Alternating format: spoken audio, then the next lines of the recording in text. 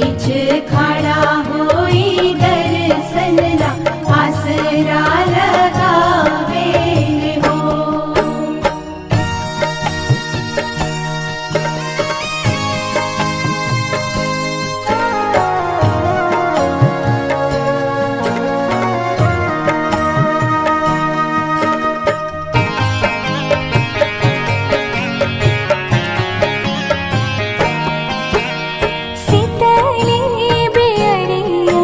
शीतल तुझे पनिया कब देव देवता तू आके दर्शनिया।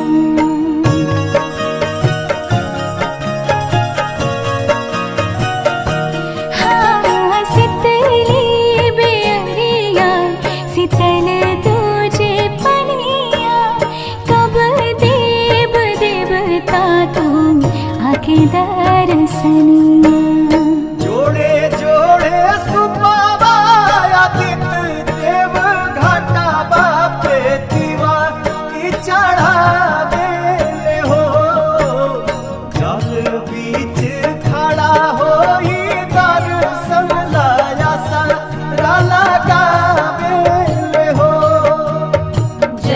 बीच खड़ा होई दर्शन ला आसरा लगावे हो।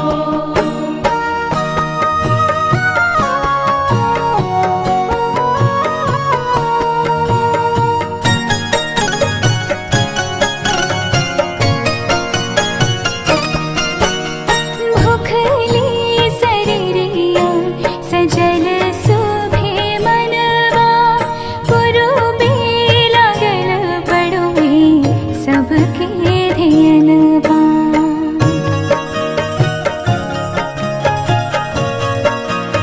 हाँ भूखली शरीरिया सजल सुभे मनवा पुरुबे लागल बड़ुए सबके ध्यानवा।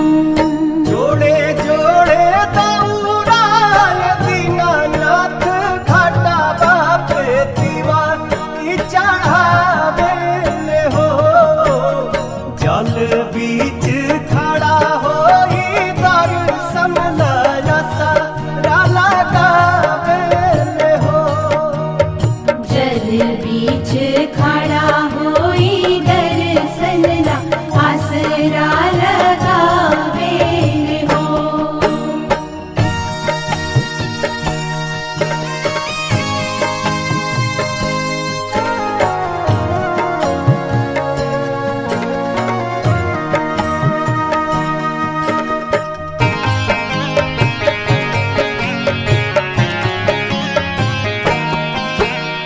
विनया बिहारी लिखले माई के भजनवा गावेली पलक बेटी धई के ध्यानवा।